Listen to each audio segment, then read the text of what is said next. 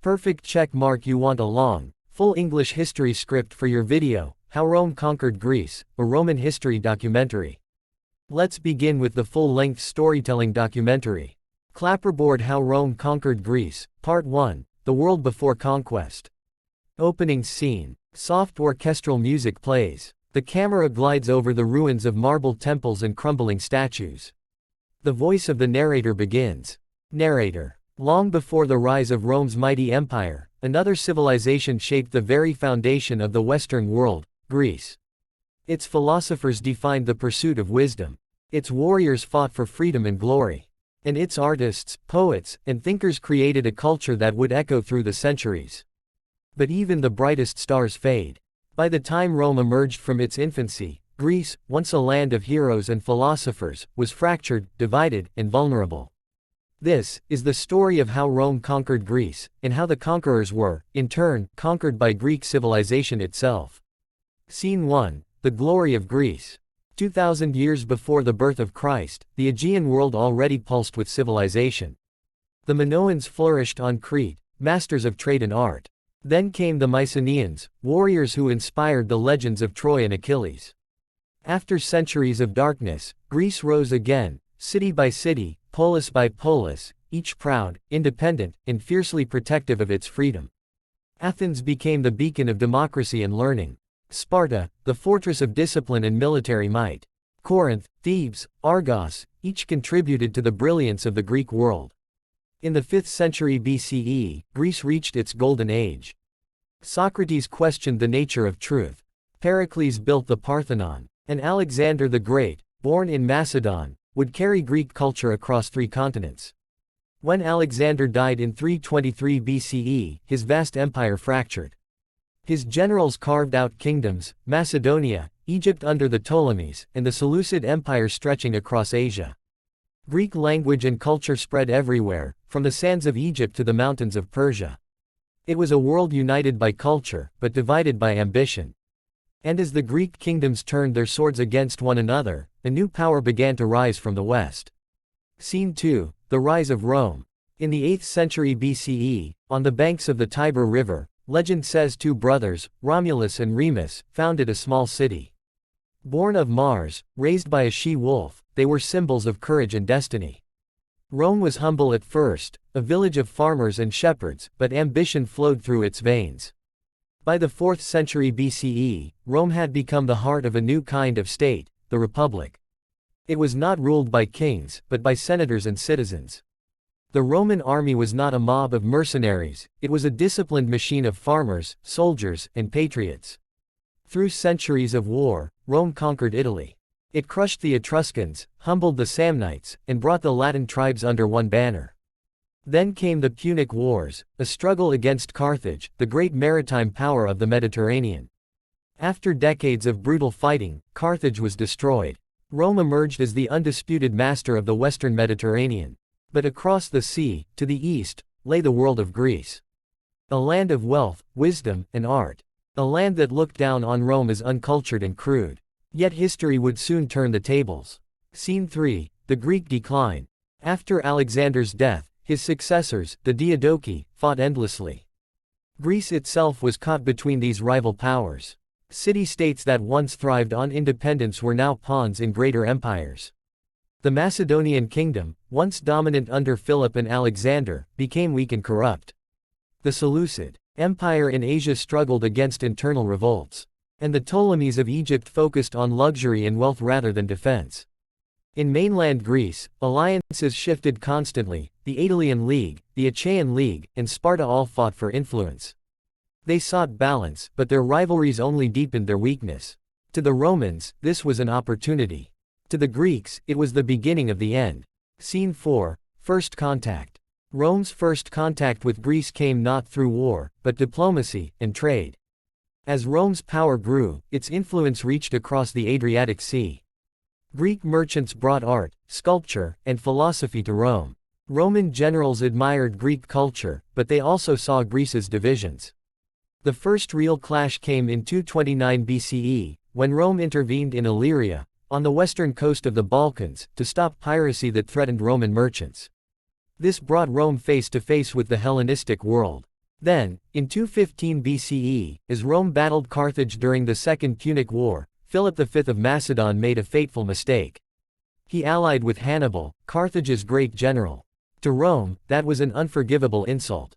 Rome's Senate declared war on Macedonia, the First Macedonian War 214–205 BCE.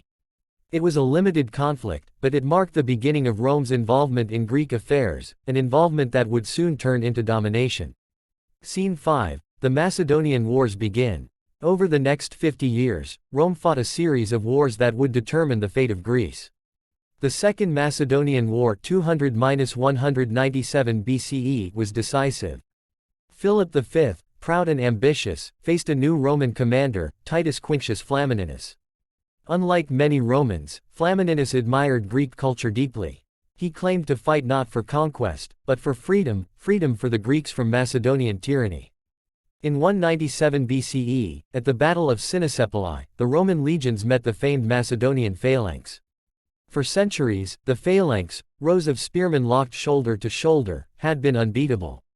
But at Cynoscephalae, the flexible Roman legions outmaneuvered and destroyed the Macedonian line.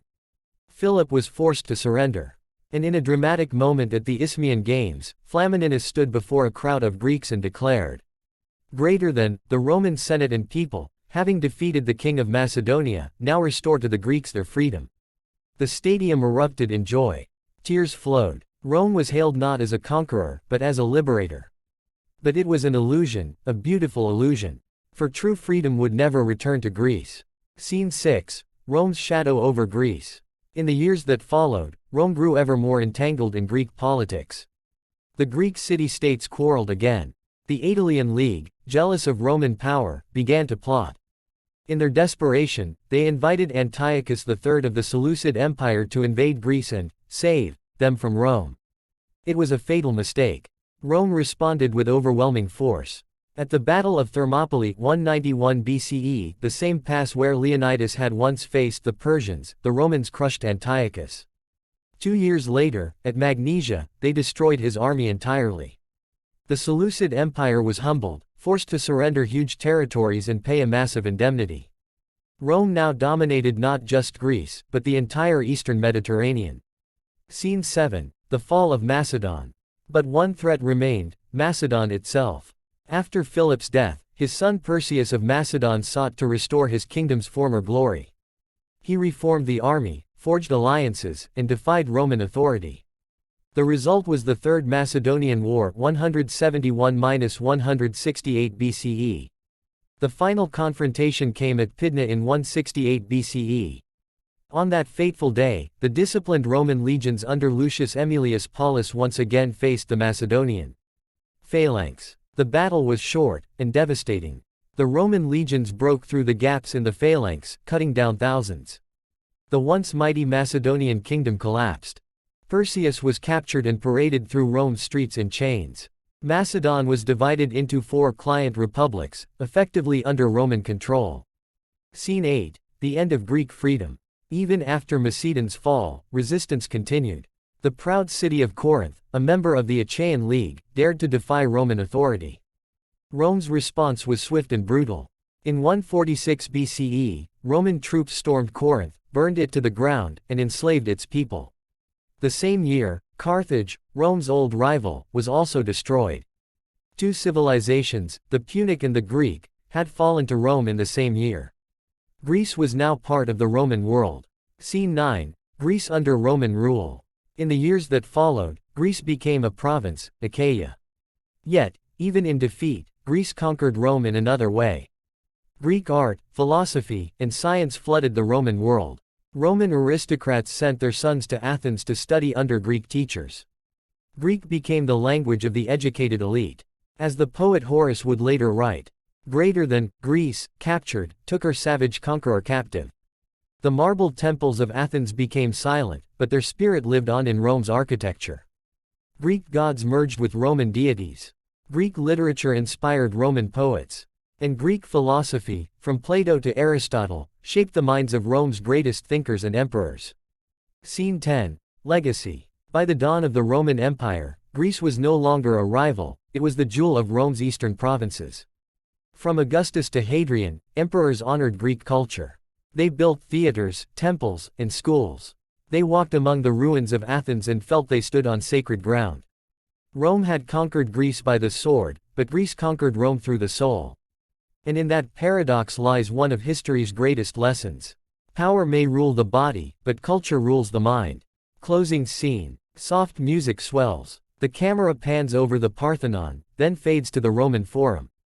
Narrator. The story of Rome and Greece is not just about conquest, it's about transformation. From the ashes of war came a new civilization, one that combined Roman strength with Greek wisdom. Together, they became the foundation of the Western world.